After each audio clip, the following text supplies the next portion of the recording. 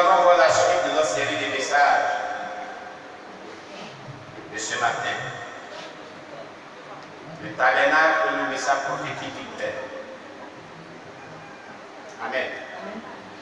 Cela fait au moins 3 ou 4 dimanches que nous parlons de ce thème merveilleux. Qui ce thème fait du bien? Il veut comprendre. C'est la vérité que nous évoluons. Voilà, c'est pas bien.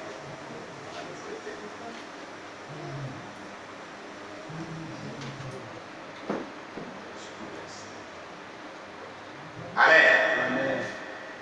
Le tabernacle est le message prophétique qu'il traîne pour le corps de Christ que nous sommes.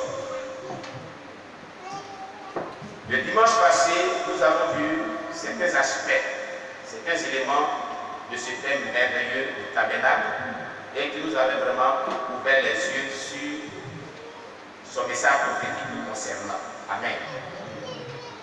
Nous avons donc parlé le dimanche passé du chandelier. Amen. Le chandelier dans le lieu saint. On avait dit comme ça que dans Exode 27, verset 31 à 40, et on avait expliqué que le chandelier est le premier élément dans le lieu saint du tabernacle. Il est une sorte de lampe dont les branches sont soutenues par une tige centrale.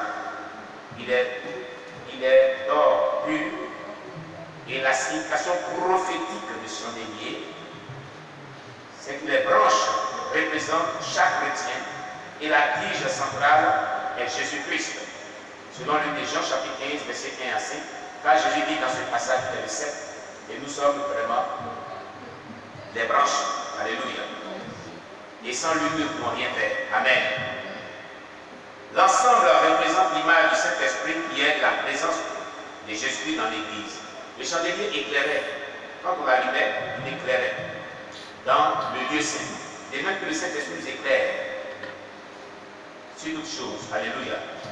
Il est comme la présence lumineuse, glorieuse du Seigneur Jésus-Christ dans la maison de Dieu. Amen. Le chandelier brille dans tout ce lieu saint. Le chandelier est l'image du Saint-Esprit dans l'Église et chaque branche représente les croyants qui, par le Saint-Esprit, doivent briller continuellement au milieu des hommes. On avait vu cela dans Matthieu, chapitre 5, verset 14 à 16. Et Jésus disait dans ce texte biblique que vous êtes la lumière du monde. Amen. Voilà. Et que votre lumière luise continuellement au milieu des hommes en voyant vos bonnes œuvres. Amen. On avait vu cela. On a vu que la vie d'une église dépend de la vie spirituelle de ses membres. Vous voyez ce qu'on avait dit? La vie d'une église dépend de la vie de ses membres. Sur la qualité de la vie des membres de l'église qui sont de bonne qualité, l'église sera une bonne église.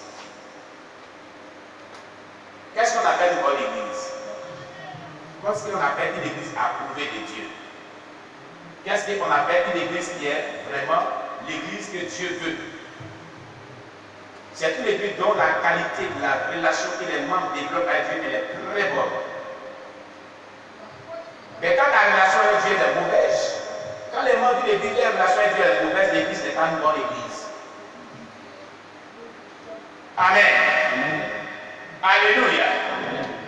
Chaque chrétien doit retenir ceci qui est dit présentement. Une bonne église est une église dans laquelle on trouve des membres, dont tous les membres ont une bonne relation avec Dieu, ont une qualité de vie chrétienne qui est pure, qui est bonne, qui est un exemple, un modèle à suivre. Mais quand on trouve dans une église des personnes qui ont une mauvaise vie, et la quasi-totalité de l'église, les membres de l'église ont une mauvaise vie, ont une mauvaise relation avec Dieu, l'église là n'est pas bonne. Nous ne voulons pas une église qui n'est pas bonne. Quelqu'un répond très bien. Nous voulons une église d'une bonne qualité, dont la vie des membres de la congrégation chrétienne ont une bonne relation avec Dieu, bonne relation aussi avec les semblables, dont le caractère mauvais est transformé en bon caractère dans le Seigneur Jésus-Christ. Donc une église dépend, une assemblée chrétienne dépend, une communauté chrétienne dépend de la bonne qualité de vie que mènent les membres de cette assemblée chrétienne. Tu viens à l'église, tu as une mauvaise vie, tu viens à l'église, tu as une mauvaise vie. C'est pas bon. Amen. Ce que tu fais, ce n'est pas pour toi seul. Mais ça salit l'image de toute la congrégation. C'est pourquoi quand quelqu'un pêche d'une manière vraiment flagrante, on met la personne sous discipline. Pour dire au monde entier, au monde païen, que nous ne sommes pas d'accord avec elle. C'est elle qui a fait ça, ce n'est pas nous qui avons fait ça. Nous, on s'est dissociés de sa vie d'elle-même. On n'est pas comme elle. Cette personne. Voilà pourquoi la sous-discipline est soutenue dans l'église. Pour dire que chaque personne, ses actes, il pose la être responsable de ses actes. Amen. Amen. Alléluia. Amen. Parce que l'image de l'église ne doit pas être salie. Le témoignage de l'église ne doit pas être sali. Quand on voit une église véritable de Dieu, on voit la vie de Christ. C'est pour ça que la vie déclare que nous sommes des petits Christ. Amen. Mais pourquoi est-ce qu'on voit ta vie et ta vie ne ressemble pas à un petit Christ? Ta vie ne ressemble même pas à la vie d'un chrétien. Et tu dis que tu es chrétien. Pourquoi? Alléluia. J'ai dit Alléluia. Amen. En temps normal, voyant ta vie, nous devons nous réjouir de la vie que tu as. Tous ceux qui te voient et vivent ta vie chrétienne vont se réjouir pour dire que voilà un vrai chrétien. Quand Jésus a regardé Nathanaël, venu vers lui, il dit voilà un vrai Israélien en qui il n'y a pas de fraude. Voilà un vrai croyant. C'est ce que les gens doivent dire de nous. Celui-là, c'est un bon chrétien. Il y a un chrétien puis il y a un chrétien. On est un bon chrétien. Il y a un pasteur puis il y a un pasteur. On est un bon pasteur. Il y a un disciple et puis il y a un disciple. On est un bon disciple. C'est ce que les gens doivent dire de toi. Mais quand les gens disent, sur le Simon, c'est à cause de vous là que nous ne pouvons pas partir à l'église. Parce que votre vie est mauvaise. Vous dites pas à l'église, voilà ce qu'il fait, voilà ce qu'il fait, voilà ce qu'il fait. Les aïeux les connaissent la vie de toi. Ils cancellent la vie chaque jour. Avec un voix qui dit, oh, wow. Toi aussi, tu vas à l'église. Il faut t'asseoir comme nous. Nous, on ne veut pas tromper Dieu. C'est pourquoi on ne veut pas aller à l'église. Parce qu'on sait Dieu qu'on est nous. On fait ce qui est mauvais. Donc, on ne veut pas mélanger ce qui est mauvais et ce qui est bon. Donc, le jour qu'on sera prêt là, on va aller aussi à l'église. Donc, toi, j'ai mis un chaud comme nous. Viens t'asseoir. On va aller chauffer les bacs de cadeau. On va aller fatiguer les gens. Tu fatigues le pasteur à côté. Viens ici. Viens ici pour qu'on soit ensemble. Tu comprends? C'est ce que les païens disent. Mais savez-vous pourquoi ils disent cela? C'est une honte. C'est vraiment une honte. Quand les païens parlent de cela, tu dois avoir honte. Ça veut dire que tu ne mérites pas d'être appelé chrétien. Alléluia. Le chrétien, c'est celui-là qui vit la vie chrétienne véritable, dont la vie est un modèle à suivre, dont la vie est un bon exemple, dont la vie inspire de toi être chrétien, dont la vie donne vraiment la force à tous ceux qui le regardent à devenir chrétien, à se convertir. Mais quand on regarde ta vie, on ne sait pas si tu es chrétien ou tu es païen. Ta vie inspire le désarroi, ta vie inspire vraiment la tristesse, le découragement. On est toi aussi des chrétiens.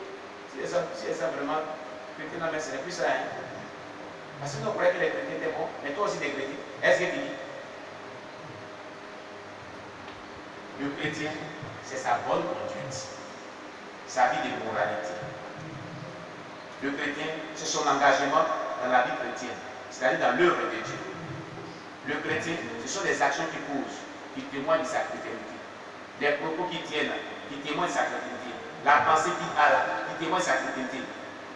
Ses relations avec ses prochains, qui sont des bonnes relations, qui sont basées sur les principes bibliques, qui témoignent qu'il est chrétien. On n'est pas chrétien de nom, mais on est chrétien praticien de la vie chrétienne. Alléluia.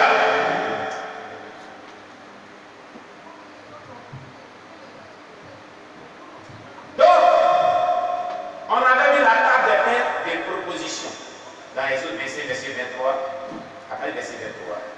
On avait mis la citation de cette table de propositions prophétiques. On avait vu l'autel des parfums. Amen. Et c'est là qu'on était arrêté, sur l'autel des parfums. Dans le lieu saint. L'autel des parfums. Dans le lieu saint. Nous allons prendre nos Bibles Exode 30, verset 1 à 10. Exode chapitre 30, verset 1 à 10. Et Exode chapitre 34, verset 8.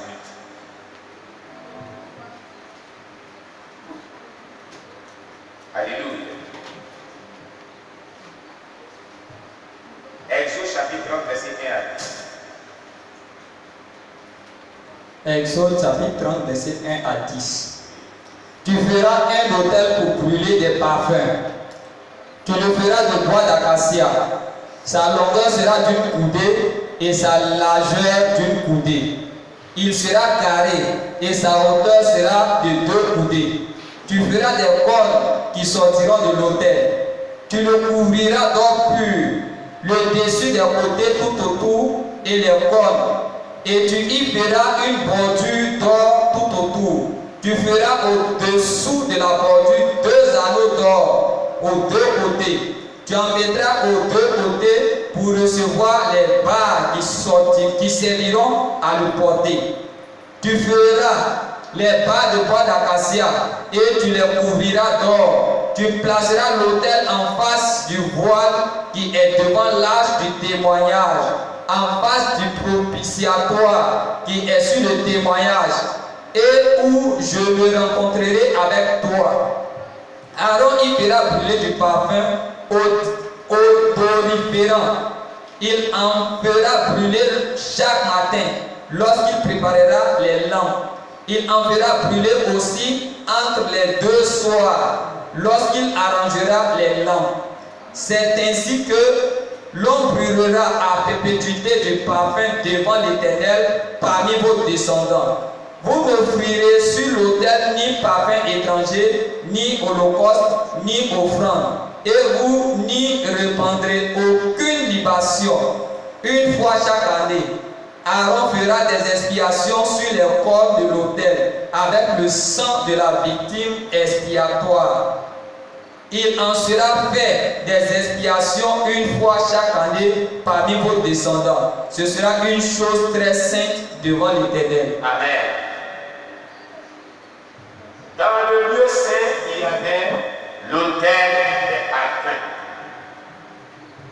C'est ce qui est décrit selon vraiment le livre d'Exode, chapitre 30, verset 1 à 10, on vient de dire. Amen. L'autel des parfums représente les prières des chrétiens à Dieu. Il représente les prières que les chrétiens de nos jours de manière prophétique adressent à Dieu. Les prières des chrétiens à Dieu qui doivent être d'une agréable odeur à l'Éternel. Les prières des chrétiens à Dieu qui doivent être d'une agréable odeur à l'Éternel. Il y a des gens qui prières sans dans la rue de Dieu. Et ce qui fait que ta prière de l'homme doit se sentir mauvais ou sans mauvais, je dirais, c'est le péché. Quand il a l'habitude de dire dans le péché que tu t'adresses à Dieu, ta prière n'est pas la bienvenue dans ses narines. C'est pourquoi la Bible dans Jean chapitre 9, verset 35, Dieu n'exauce point les pécheurs. Ta prière le dérange. Ta prière sent très mauvais dans ses narines. Donc il refuse de t'exaucer. Amen. Romains 8, verset 4. Comme nous le disons, l'autel des parfums représente la prière des chrétiens à Dieu, qui doit être d'une agréable odeur à l'Éternel. Romains 8, verset 4. Romains chapitre 8, verset 4. De manière prophétique, voilà ce qui représente l'autel des parfums. Romains chapitre 8, verset 4.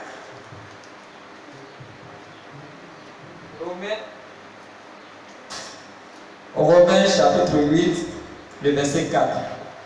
Et cela, afin que la justice de la loi soit accomplie en nous, qui marchons non selon la chair, mais selon l'esprit. Très bien. Le chrétien de nos jours doit marcher selon l'esprit et non pas selon la chair, afin que ses prières soient exaucées.